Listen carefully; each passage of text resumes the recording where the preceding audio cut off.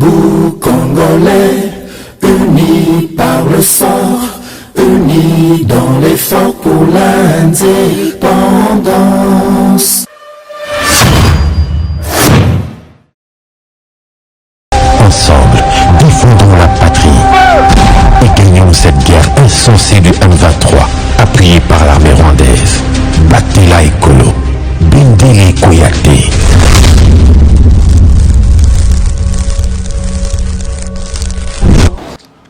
Le bienvenue dans GCAM Télévision, fidèles abonnés, chers internautes, na Pesibino, Matondo Mingi Peboya Malamu na GCAM Télévision. Merci na fidélité na Bino, merci pour na confiance na Bino renouvelée na émission Oyo Debout Congolais. Oyebi Malamu était Debout Congolais tamu bandaka na tina bosinga na Bino était Bendele était le mapona likambo etali ekolo Congo.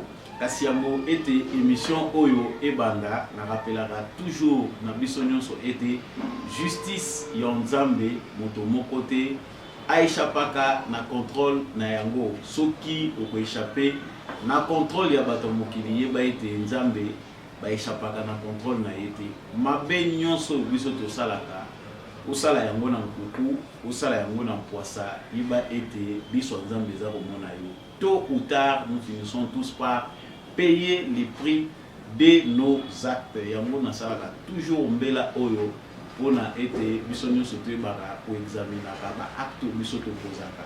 Soko za kumibenga ganki yebaki ezali na ganki likolo na yo. Soko za kumibenga malin yebaki malin kaza likolo na yo.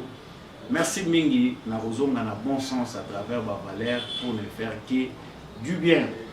L'actualité Oyo Nakoya Nango na Mokolo lelo ezali premièrement dominé la décision Oyo ezwami na ministère des Affaires étrangères. Ministre des Affaires étrangères ya ekolo na biso Congo démocratique Christophe Lutundula a ordonné suspension ya octroi ya ba visa d'entrée na 4 provinces de la République démocratique du Congo. Ezali bongo province ya Nord Kivu, ya Sud Kivu, ya Ituri, pe ya Tanganyika. Yango ezali mesure ezali ko s'appliquer pe na ba membre ya ba ONG ou ezali bazali destiné ko kende na ba région wana. Kasi décision oyo e poussé na biso ko réfléchir mingi pona koyeba tina nango ezali ni tango toyebi ke ba province cité parmi ba province ou ezali na ba province ou ezali sous état de siège, ezali pe ba province ou ezali menacée par rapport à insécurité oyo ezali grave na kati na yango. Bomonaki pete mikoleleka ki tolobelaki likambo yango pona kotalisa ete ba ONG pe to masanga ebele ezali ko se diriger dans certaines provinces bazali pe à la base il y a insécurité na kati ya République démocratique du Congo. Bonne ou mauvaise décision? Est-ce que ezali na bato ba koyi ko contester yango? Nous allons revenir pour parler de ces sujets. Sangwami Balé, Togoya Nango Awa, Ezali Matali M23. Les M23 qui sont responsables des actions et des ali commis à l'est de la République démocratique du Congo. Responsable Nabango Bertrand Bichimwa, Asili Bongo Kokutanana, ancien président kenyan ou Azali médiateur dans le processus où Ezali pour se dérouler dans Nairobi. Bakutani na ye pe bango bazwi ndingisa ete bakosala retrait moko organisé na ba zone nyonso occupé ba PC assurance que bazali ko se retirer na ba zone wana ndenge basengaki na bango mikolo ezali koleka. Mais pendant ce temps M23 bazali komona bango toujours dans les environs, c'est-à-dire à 3 km na ba zone oyo bango basilaki bongo kolonga ndenge bazali kolonga. Donc en quelque sorte ezali kolakisa ete bazali nanu te vraiment omibongisa pona kolongwa na ba zone wana ndenge yango esingani. Société civile pe ya Nord Kivu bazali ko lancer ultimatum na force régionale que soki to komi kino na suka sanza ba M23 balongwe te na ba position wana selon ndenge esingamaki bango bazali ko banda ba marche pona ete yango ezala appliqué lolenge bango ba lubela ki yango. Nous allons revenir sur cette question. Vraiment ezali ko tarauder l'esprit ba congolais vele koyeba sort ni ezali réservé na force régionale tant que toyebi ke M23 comme le la bana baza ko bondela bango. Actualité ya misatu toko zonga na yango pona kosilisa ezali ba propos ya Jean-Lucien Boussa, ministre ya commerce extérieur et défrayé chronique na kati ya République démocratique du Congo. Bato ebele ba mususu ba betelie maboko, ba mususu bazali ko s'indigner balobi ezali ba propos moko te, ba propos moko irresponsable, ezali ba propos moko te ministre akoki ko tenir. Ye a lobaki na ba propos na ye pendant l'audition na ye devant fief na ye, base na ye naturel était moto oyo azali na tatate na République démocratique du Congo, azali ennemi ya biso ya liboso na makonami oyo biso tozali kokende.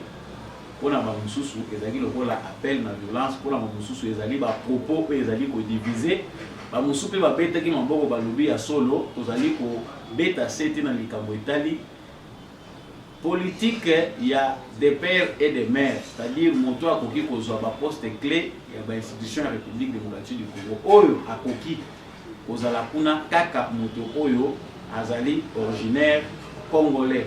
Jean-Lucien Boussa azali na raison topé azali na tort yango tokoyeba yambo ete tosukisa émission na biso ya mokolo ya lelo.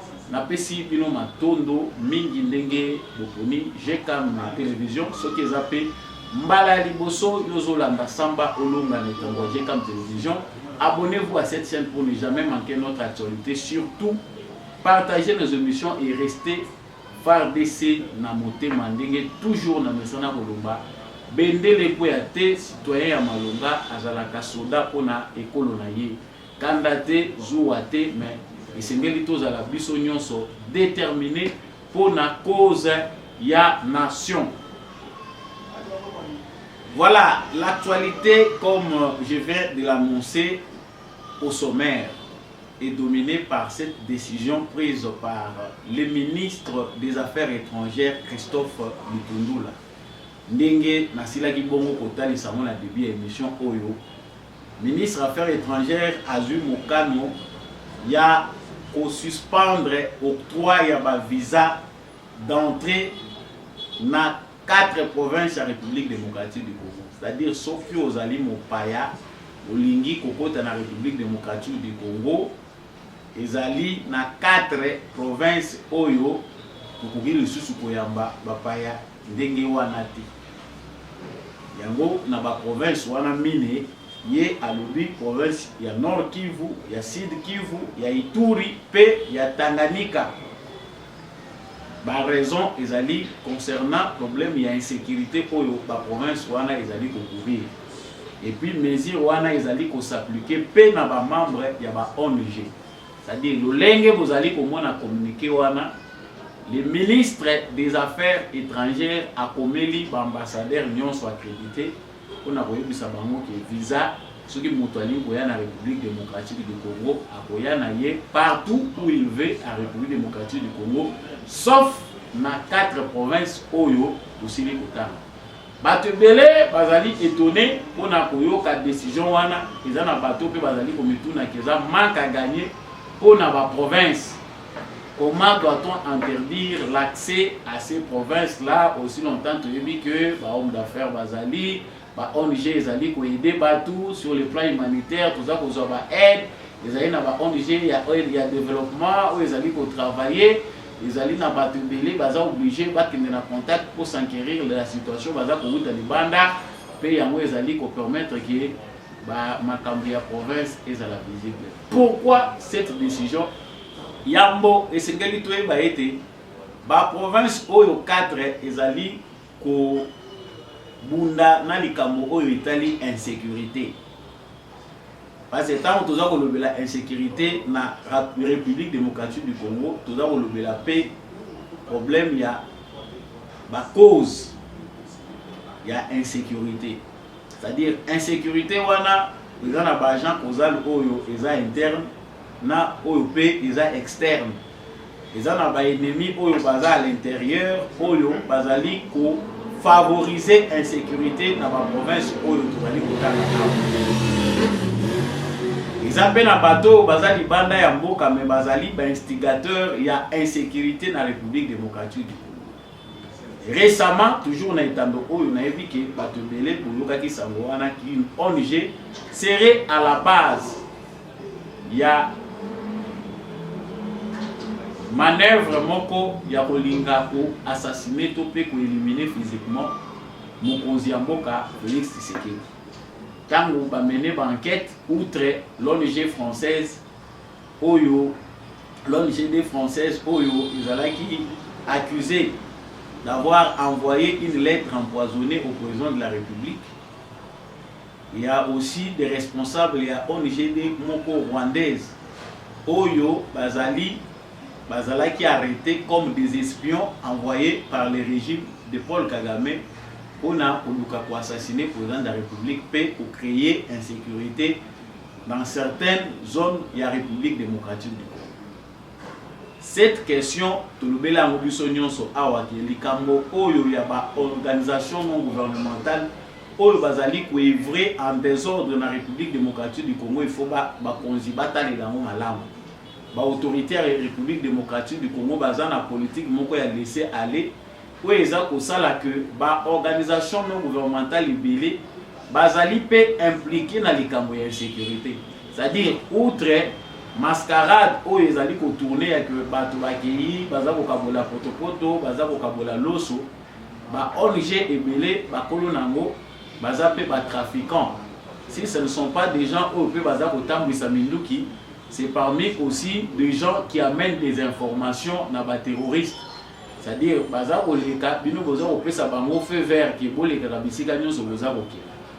la République démocratique du Congo n'est pas le premier pays où il se méfier de l'organisation non gouvernementale.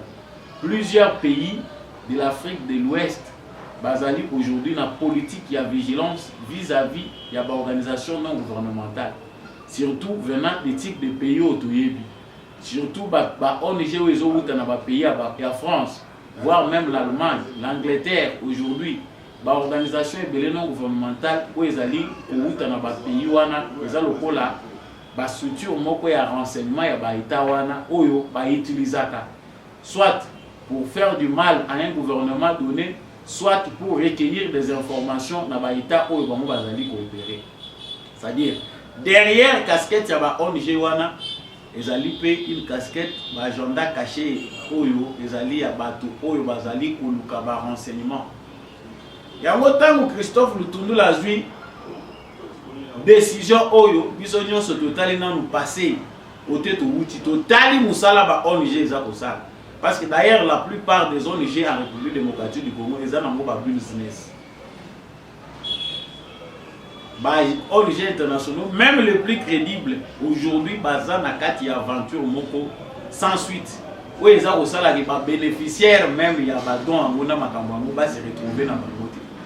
Et ajouter à cela, le lot, et comme si koyo makambo, il y a insécurité au bango pe baza à la base. Les Rwandais opèrent au Congo, bazali na kati organisme moko d'aide humanitaire pour aller s'occuper. Il y a bano baza mal nourris, baza occupé ma question est liée à la malnutrition, ils sont même dans les Kasaï. Parce que tant que nous sommes moni à ba mesure au bazu à moto moni Kasaï était na kati on se demande. Parce que parmi les provinces, il y a aussi même les provinces de Kasaï où il faut interdire à certaines ONG pas que na liso kunati. Bazo ki ne kosala musala te oyo musala les gens oyeba na te ni baza kosala. To lobela ki pe likambo ya ba service na biso à renseignement. Direction générale de migration. Politique na biso ya migration na renseignement. Est-ce que balandela kaba ONG oyo pour na koyeba si réellement ba déclaration na bango ya tango ba kota na ba visa na bango na misalo basala ka sur terrain ezali yango. Congo récemment tout mona ki ambassadeur akufaki awo. Ambassadeur italien akufaki na sol congolais. Il est allé s'hazarder à kokende na bisika oyo ya tikalaki koyebisa gouvernement te ke na kotika na kokende bisika songolo to paka. Mais lokola bazana ba cop na bango bango basala. La plupart des ambassades de la République démocratique du Congo sont dans les cop, dans le langage autre le bagabiso bakinois awa. COP oyo bango bazana ngo c'est que ils sont derrière carré minier bazana ba entreprise oyo bango bazako travailler na bango, ils sont à la recherche. Donc ceux qui baye le gola batu ba représentants ba état na bango, mais ceux qui ba komi awa bazako se transformer en commerçants. Moi je pense qu'il faut aller plus que ça. Ministre des Affaires étrangères, gouvernement République démocratique du Congo, il faut assainir politique, il y a une organisation gouvernementale, non seulement pour une organisation non gouvernementale où ils ont au Talibanda, mais même pour les ONG où ils allaient proprement congolais. Il faut assainir cette politique-là, il y a une ASBEL, une organisation non gouvernementale, surtout dans des zones à conflit. Laissez aller aux Zapuna, ils ont infiltré, ils ont la Kuna, Makambebele, ils ont la Kuna. Nord Kivu, Sud Kivu, Ituri, Tanganyika. Ceux qui total nombre de ONG, ils ont Nord Kivu, ils ont Sud Kivu, ils ont Ituri, mais c'est la catastrophe. Qui gère qui? Concrètement, ils font quoi? Autant il ne peut pas s'y abattre, ils ont s'aggraver davantage. Parce que ce total nombre de ONG qui Canada et Angleterre, c'est toujours les ONG qui viennent des pays oppresseurs. Les pays où la base, il y a des mots où sur base de l'insécurité. Des moutons américains, un grand nombre de ONG. Diffamation, ceci, le binôme pour entretenir dans la région. Faites la liste des ONG qui opèrent dans votre territoire. Et puis, si réellement vous s'attaquer à des problèmes Congo connaître, si réellement vous aider battre, vous prétendre que les problèmes, ils diminuer, ils vont Bango et comme appelle COP na bango, ils veulent que les problèmes soient là. Pour continuer à faire la misala na bango ndenge bango bazosala. Ba continuer à vendre image ya mabe pour parrainer les propos de Patrick Mouya qui parlait d'appuyer, je dirais, propos à Patrick Mouya qui parlait des ONG au bazar boteka image ya mabe à République démocratique du Congo. L'image qu'on vend de la République démocratique du Congo, c'est un pays en guerre, un pays. Mais bino bokenda kuna bokenda kotika babilo ko bosala kabani ba ataka kabino te basala kabino lo. Certains traversent même des zones à haut risque. Baza ko mituna mais population locale ceux qui ba traverser zone wana ba ataka ba. Mais comment on gère les kaka zone oyo à conflit? Ba rebelle bazaka na katika on a population ba yebi que ceux qui boliki ba attaquer bino mais on gère wana leki. Dans le village, l'équipe va se retrouver dans le village. Pour attaquer, c'est parce qu'ils ont des liens dans certains mouvements rebelles coopérer. Et la plupart des ONG qui opèrent à l'est de la République démocratique du Congo se sont familiarisés avec des mouvements rebelles jusqu'à tel point que ils ont partagé centre d'intérêt commun. C'est-à-dire, tu peux s'étonner de ce qu'ils ont dessiné dans le bateau. Il y a des gens qui ont des humanitaires, ils ont des rebelles. C'est parce que certains rebelles sont dans les organisations non gouvernementales. Donc cette décision n'est pas une mauvaise décision. C'est une bonne décision à bien accueillir, mais surtout à soutenir pour que affermir décision de manière à assainir l'environnement de la RDC sur le plan des ASBEL et organisations humanitaires et autres. Organisation, ils ont du jour au jour, mais le problème ils ont organisation. Chers téléspectateurs, je pense que il y a une question importante. De la même manière que les frontières visa pour la organisation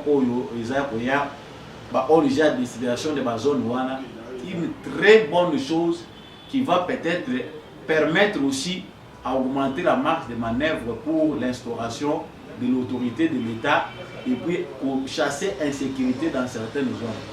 Parce que calmement, toujours arriver à la conclusion pour comprendre que dans certaines zones, ONG ba risque minene o ezali ko mimela bato insécurité. C'est-à-dire politique bazwa kango mbala moko lokola to bandi boye bisika mususu pe il faut pe ko sala yango. Ces ONG là ne profitent pas. Ba mususu bazwa na pona ko fabriquer ba résultat pona ko loba ke to kabola ke bilo. Mbongo ebele ezosuka na mona bureaucratie. Ce sont ces gens-là qui sont au tambour na mitu bien, baza au tambour na bani, nde baza ko yambo les destinés bato yo biloko eza destiné baza ko mona moté.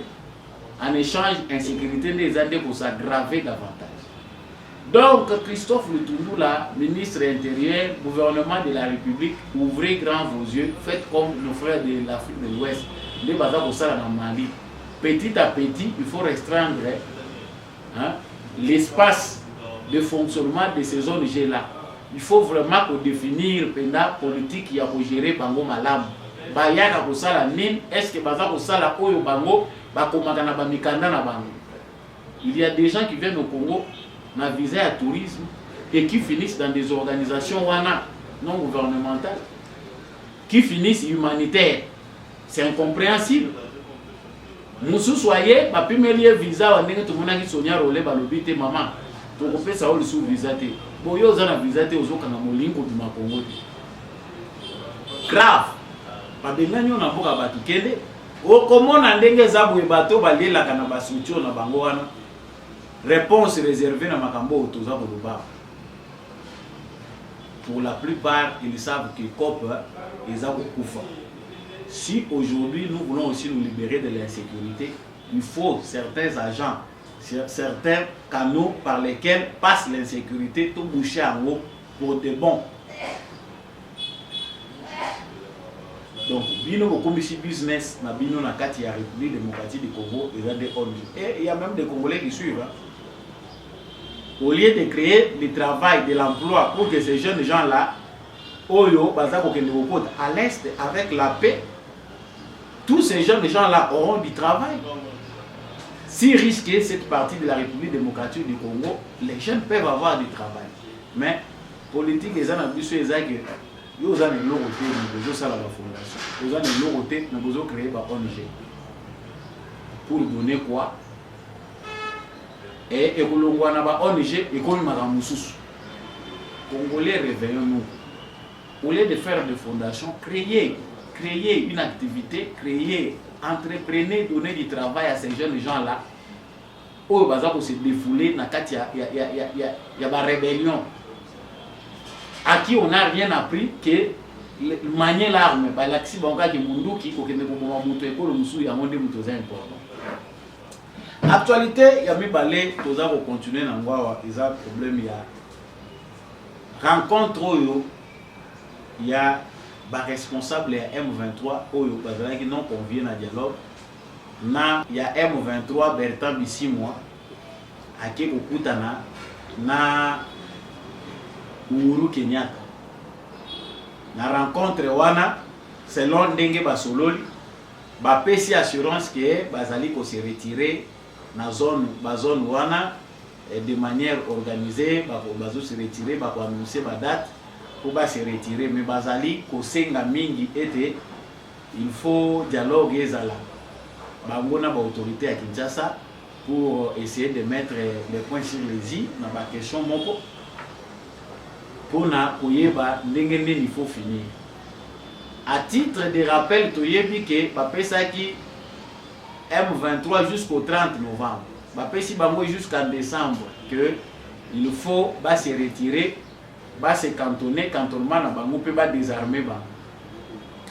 Ti nangonga o toza koloba ba M23 baza toujours à la recherche d'autres territoires où il faut pas conquérir.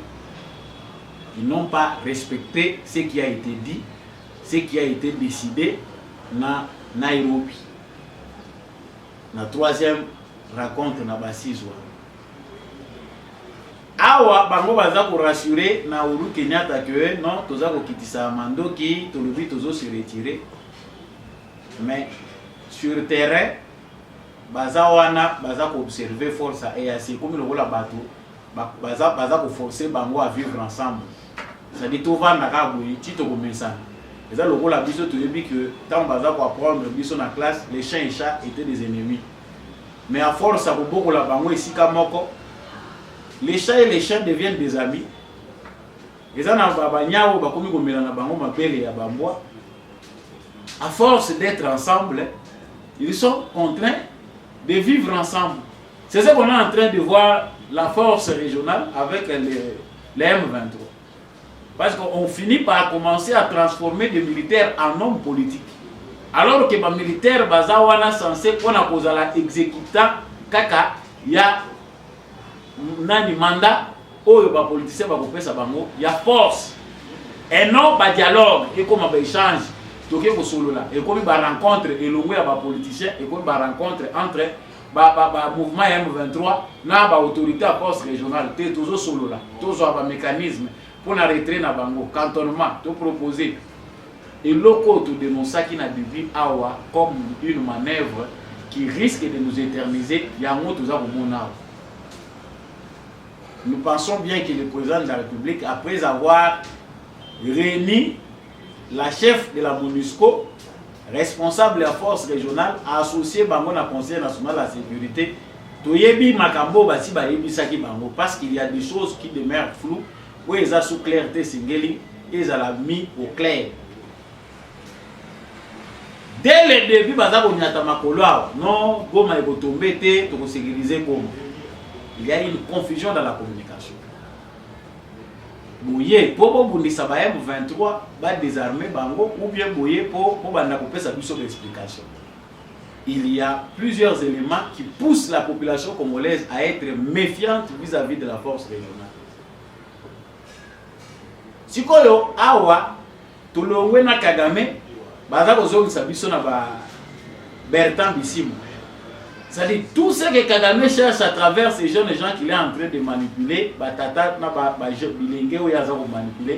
derrière l'aventure de M23, c'est de gagner du temps. Bino pour continuer à collecter la banque autant, biso to continuer pour trouver ma stratégie moussous. Bobi manokité. Et pendant ce temps, nous on joue l'observateur.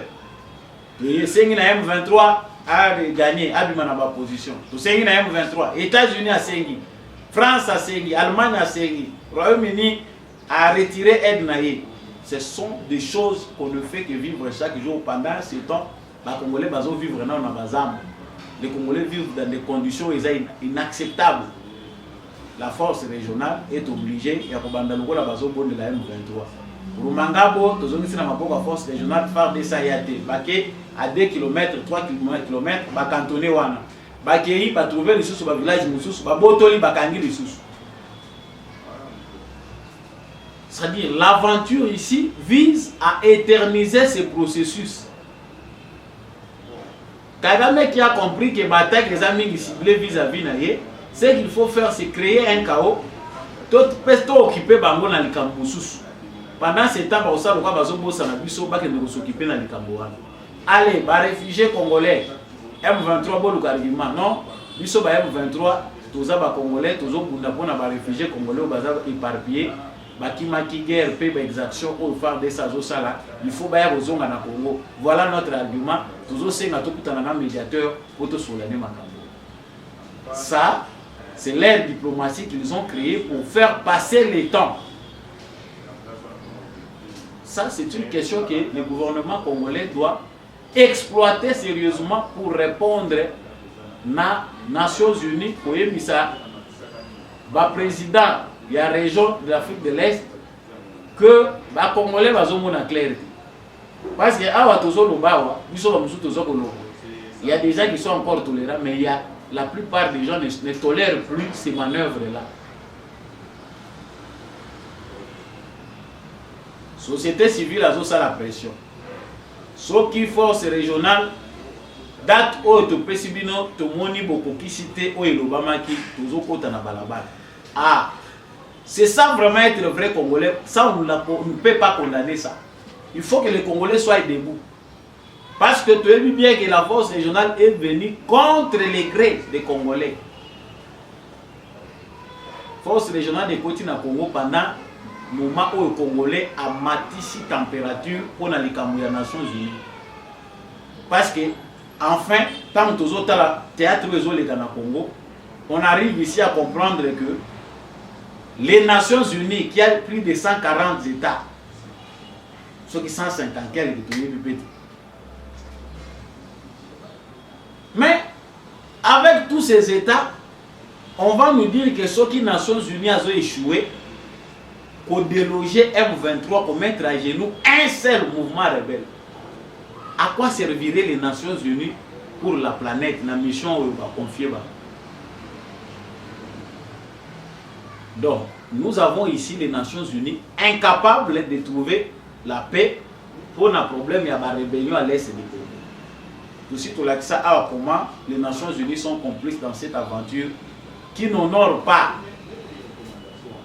Babomi, nasuka nango Nations Unies yemoko abomi. Batikali bavandi na Congo, bazoluka ba Libye, ba raison ya ko continuer pour exister na Congo. Nations Unies a montré que maintenant biso to bozala suscité parce que les Congolais n'en veulent plus, va proposer schéma ou va biso la force régionale qui sera composée de militaires africains financés par les Nations Unies. Oui, nous acceptons. Mais est-ce que pour régler les Cambos, on a en Ukraine? Parce que les mêmes nations sont en Ukraine, pour intervenir. Bientôt, nous allons agenouiller Poutine avec sa politique pour comprendre de l'autre côté. C'est un dictateur, on utilise tous les mécanismes pour le détruire. Mais on constate malheureusement au Congo que la politique des Nations Unies a échoué, force régionale et bakomi kotanga la biso ya kotanga mikolo. C'est-à-dire les militaires de la force régionale énervent de plus en plus la population congolaise parce que ce n'est pas différent de l'ONU. Tant que les militaires à l'ONU bakoma kobanga pour circuler na bawenzi. Cortège à l'ONU et l'équipe bakei après 9 mois bamoni bana ba meti baza kobota na quartier. Parce que les métis chez nous bel jatika baweya ye asundoli ba mama na bana ape ba monisco ifwa ken azo sundula pe bana mususu ebele na ba région en proie à l'insécurité botiki ba batar mususu oyo batata na bango bana ba koyeba bilungi na bango. C'est énervant enfin. Sikoyo elongwe ba militaire ba négocier na ba wenze pamba bazobeta ba tour na ba cortège na bango ba longwe ya ONU et comme la force régionale. Maintenant les populations de Goma et d'ailleurs sont obligées à monaka. La population, ba militaire à force régionale, bozo balokaka na ville. Bozo balokaka na ville. Donc mission est comme pour protéger ville de Goma contre éventuelles menaces. Et ça s'apparente à du théâtre. Yango to bandai ko lobango dès longtemps to lobi que oui. Cette recommandation est internationale, toche bango devant un fait accompli. Le gouvernement de la RDC a accepté que les forces régionales et les Congolais ont refusé. Bon, nous voyons ce que notre gouvernement fait. Mais tous amis sous Nicolas Lissou, parce que les amis sous Yangoti. L'EAC travaille sur un autre sommet. Il s'agira du sommet en Nairobi 4, qui pourra se tenir dans le mois, donc, dans 4 mois février 2023. Est-ce que ces mêmes M23 seront conviés ou pas aussi longtemps que le gouvernement congolais ne change plus la position? Les M23 sont un mouvement terroriste. On sous-entend que derrière cette aventure se cachent des gens qui ne veulent pas du changement. Batu Oyo, Bazali Kwantete M23 pour faire du dialogue, alors que leur problème est résolu avec Tata Nabango, parce que leur père c'est Kagame. Lorsqu'on demande le retrait des M23, Batbenga Bertrand Bissi Moiti. Babenga Nde Kagame Yemo. Baebi s'est retiré banana. Mais qu'est-ce que c'est Bertrand Bissi moi derrière chez Oulu Kenyatta? Qu'est-ce qu'ils veulent? Oh, bah intégrer Bango na processus à Nairobi. Mais Kagame Azaraka pour ne kokite. Donc on comprend qu'il y a derrière l'aventure des M23, Batoyo, Kagame Azaraka au travail na Bango, il y a des gens qui s'entêtent. Oh, Bacha Bango parce que le problème est qu'on se pose là où ils doivent aller. Yangope, et puis si force na Kagame à la moussa question à réfugiés. Non, les réfugiés doivent rentrer au Congo.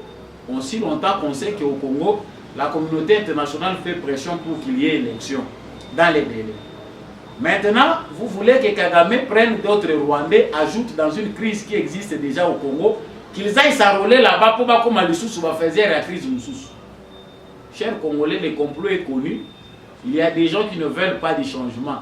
Ils ne sont pas seulement au Congo, mais ils sont nombreux à l'extérieur. Les réfugiés congolais. Non, il faut qu'on rapatrie les réfugiés congolais. Mais le Congo est encore instable, visiblement. Pourquoi les réfugiés congolais doivent rentrer? Si réellement, si ce sont des vrais réfugiés, HCR, Nations Unies, comment les réfugiés peuvent rentrer dans un pays en proie à l'insécurité? Tous ceux qui sont solo, les Congolais, qui manquent d'insécurité, ils sont en Congo, pourquoi? Donc, tout pour savoir qu'il y a une manœuvre qu'on veut encore entretenir ici. On cherche que la force de l'EAC s'éternise, que le mouvement M23 s'éternise. Bima na kobimate, bima na kobimate, papa bimisa bana na yo te kalate bazo bima te tozo bongama bon tolongwe aw bazongi kotolo tolongwe kotolo bazongi kotolo na sina lobaki yango na plateau ke to fongola miso. Il est question de vie ou de mort. Bato kokufa biso ba Congolais tout sito kufa o tozo kufa na forme nyos na ba virus bazo yela biso pe ya koyela ba yeko Pakistan. Il y a des ceux qui travaillent pour que Ebola continue à exister au Congo.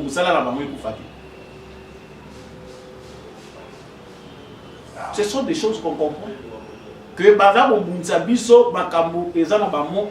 il faut que les Congolais comprennent ça. Le gouvernement congolais doit travailler sur cette question pour donner une réponse définitive à la communauté internationale. Tout le bien communauté internationale. On comprend que les mafieux qui nous dirigent à travers plusieurs pays dans le monde, les mafieux qui sont dans les Nations Unies, les mafieux qui sont dans l'Union africaine, dans les organisations régionales, Basalipe coalition na bango de force, ils veulent être un obstacle contre les changements. Pression au Eza Osale Manakagame, ata M23 et Bimi, gouvernement congolais, il faut déjà qu'est-ce que je veux dire, à programmer déjà ndenge nini. Il faut tout ça là pour sécuriser la frontière Nabiso avec une nouvelle politique de migration. Alors, ce n'est pas facile pour nous. Nous devons être prêts. Parce que Batoyo va comprendre qu'avec ça, les M23, peu importe les manœuvres qu'ils font, ils vont finir par être butés dehors. Parce qu'au niveau international, il n'y a plus de raison que les M23 continuent à exister à l'est de la République démocratique du Congo. Mais les gens avec les mauvaises intentions, pendant cette vingtaine d'années, que même si M23 est créé, il faut avoir un mécanisme mis en place pour continuer à gérer les Congolais. Mes frères de l'Est de la République démocratique du Congo, mais il ne suffit pas seulement d'être dans l'armée pour mieux servir le pays. En tant que bon patriote au bureau Bozali, trouver autre chose pour aider le pays. Et le but est que pour que nous aussi machette, beaucoup de terroristes. La liste voilà, le troisième point concerne à propos Oyo. Il y a Jean-Lucien Boussa, ministre du Commerce, Oyo, et créé et défrayé chronique vraiment, suivons d'abord à propos Oyo, et puis on revient. Ya mungwa basi bakabola ngona bosima yeye kopo na ya mungwa bakabola ngona munyongo bakabola ngona lisombo me pona nini okosa biso boye pona nini toye batete monguna na biso ya liboso na Bujala na Kungu na Sidou Bangi ezane moto tata na ye aza congolais te. Jean-Lucien Boussa, c'est bel et bien le ministre du commerce extérieur. À propos naye ezaki tenu pour naye ezali façon naye à sensibiliser base naye électorale qu'il faut voter toujours des pères et des mères. Il n'est pas question que vous voter mutu oyo tata na ye na Congo ayebani te. Donc balobaka babwaki libanga mobili mutu oyo ayoki essuyer c'est que ezaye. Donc ça chauffe ndenge ezali koloba makasi, ça chauffe ezali ko chauffer makasi. Pourquoi? Parce que ces derniers temps les Congolais conscients ont réveillé leur conscience, les consciences des autres sur la question de nationalité, de l'identité. Donc, Jean-Lucien Boussa Lobi, s'il peut avoir commis une erreur, mon ancien n'est pas ça le bagage. Vous qui ne vous votez, vous votez, tant que vous votez, tata ya mutu oyo ozo voter baye maman nani auta wapi mboka na bango wapi que les candidats aux élections en 2023 soient honnêtes et puissent parler de leur identité, d'où ils viennent, leurs origines. Mais Jean-Lucien Boussa soki mono rebetaki libakwa lobike moto ennemi na biso ya liboso ezali moto azana tata te na Congo. Les mots sont trop durs parce que là, il devait choisir comment les dire. Quand même, ça va bien que acteur politique, il faut que la communication politique est malade. Un bon acteur politique doit maîtriser la communication politique. Ceux qui ont commis la scène politique, même ceux qui ont tombé comme parasites ou bien par opportunité, il y a comme malobanayo et kosundayo, malobanayo pe kobomayo. Jean-Lucien Boussa a dit que c'est que toutes les autres personnes disent. Batari pe comme ya mutute parce que awa ikomi passe ceux qui mutu moko kuna akia lobi chauve-souris moni batu basileki. Moko ya lobi moto azana tata te na mama te oyoki batu musu basileki. Mais qui sont ces gens-là qui sont mécontents? Moi je pense que outre ba débat inutile oyo ba congolais baza ko sala, nous devons savoir le fixer. Les propos des Jean-Lucien Boussa ne peuvent en aucun cas nous éloigner du débat essentiel. Le vrai débat, c'est que l'origine est comme une question d'actualité, ce qui est l'homme pour se présenter comme candidat. C'est un débat qui se fait entre les Congolais. Et si ce débat-là continue à persister, et ça débat est Congolais, où est le problème? C'est ce qui montre maintenant qu'il y a démocratie au Congo. Les Congolais seuls peuvent décider de cette question. Les États-Unis, les Européens, le séparatisme, tribalisme, exclusion. Nous demandons l'inclusion. Cette question menace la cohésion nationale. En quoi cette question menace la cohésion nationale? Par contre, les hommes menacés la cohésion nationale étaient pour renforcer les liens de la cohésion nationale. On n'a pas interdit à quelqu'un d'être congolais. On n'a pas non plus, les Congolais ne sont pas xénophobes. Les Congolais ne chassent aucun. Car on a Congolais, tout le monde, les Congolais, ils sont menacés, non. Les Congolais ne sont pas xénophobes. Par contre, les comportements de certains étrangers dans les sols congolais, mais ils ont poussé les Congolais, maintenant, tout le monde est Congolais, les Congolais vivent avec les Rwandais, les Sénégalais, les Libanais, les Indiens. C'est au Congo où on voit un autochtone être vilipendé même dans ses propres droits. Ah, c'est grave. Et les Congolais tolèrent ça. Les Congolais notent les propos séparatistes. Évitez d'être trop équilibriste. Cette question mérite que les Congolais soient médités en haut. Si vous avez un an, il faut les voir. Congolais soit là, même dans la maternelle, il faut apprendre dans nos questions. Même si certains vont aborder de manière bizarre, nous avons le devoir de les orienter. La question de l'origine congolaise est une question importante, vu ce que nous, en tant que Congolais, nous avons vécu. Parce que ils ont menacé la cohésion nationale. Ça ne menace pas la cohésion nationale. Et donc les gens à mieux communiquer. Il faut communiquer par rapport aux droits du gouvernement congolais sur cette question. Et que dit la constitution congolaise? Le professeur à civisme il a devoir. Il y a animer des débat dans la salle de classe pour faire réfléchir dans la classe. aux humanités comme à l'université. Ces débats doivent avoir lieu. C'est cette façon-là d'éviter les questions brûlantes au Congo qui nous fait retourner en arrière. Il faut que les autorités compétentes puissent orienter les Congolais et non empêcher que la question n'ait pas lieu. Question qu'on peut éviter, continuer à persister. Il faut que les Congolais en parlent, mais pas de manière désordonnée. Ce sont aux acteurs politiques. Il faut toujours savoir bien orienter communication pour non, au Congo on fait la chasse aux non étrangers, au Congo on fait non congolais, on fait la chasse dans bateau bazana batata non, les Congolais bazana bota partout. Ils ont quand même une part d'originalité où ils ont ça là qui bazana congolais. Alors le problème c'est qu'il faut bien expliquer la chose de manière à ce que les Congolais soient bagés. Ces Congolais-là, qui peuvent se sentir marginalisés, ceux qui vont comprendre, ils allaient basés sur une mauvaise information. Ils ont discrimination positive sur base du vécu à Congolais.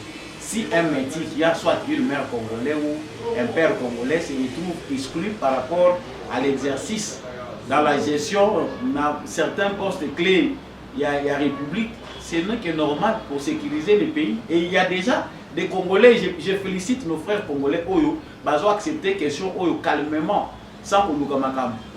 Ils ont non, je vis en Australie, j'ai une femme australienne. Mais par rapport à cette question, en tout cas, je comprends qu'ils ont une autre culture. Il ne faut pas qu'ils se mêler dans ma cambouane. Voilà la compréhension. Mais yo, kotika, bakoti, sur des bagagas. Yo po koti na benga zango débat ya basenzi, ce n'est pas une injure, mais musenzi za muto yo aza koyeba kozonga ta la raison, muto azo se recadrer te, muto azo sala makambo aza ko réfléchir te. Voilà, tokomi na suka ya émission na biso de vous congolais. Tina na ngai ezala ete toza la biso nyonso éveillé pour na likambo etali ekolo Congo. Vous avez apprécié l'émission, partagez. Vous n'avez pas apprécié, on reste congolais et on reste debout. Mais avant la suite de cette émission, oyo nazo pesa vraiment pour féliciter certains Congolais qui évoluent à l'extérieur du pays pour que le développement côté dans la province, Maman Marie-Rose Sirikari, dont on voit les images à travers leur organisation, vous en avez besoin, il n'y a que le Congo et se développer. Vous êtes à l'extérieur du pays. Faites les lobbies. Vous avez victimiser. Faites les lobbies. Merci Mingina Maman Rose Sirikari. Vraiment avec cette organisation qui veut venir vraiment amener les investisseurs pour investir dans la province, à Kivu et ailleurs. Vous faites du bien, mobilisez-vous comme ça, faites les lobbies, attirez les investisseurs chez vous. Nos provinces, elles allaient dans potentialité. Ils appellent aussi le lobby, ce n'est pas seulement les présidents de la République et les ministres des Affaires étrangères.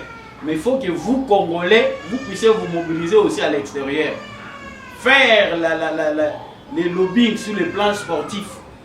Sportif et les Congolais, vous allez vous pouvez faire les lobbies, attirer aussi les millionnaires pour investir dans le sport au Congo, les jeunes talents bazali.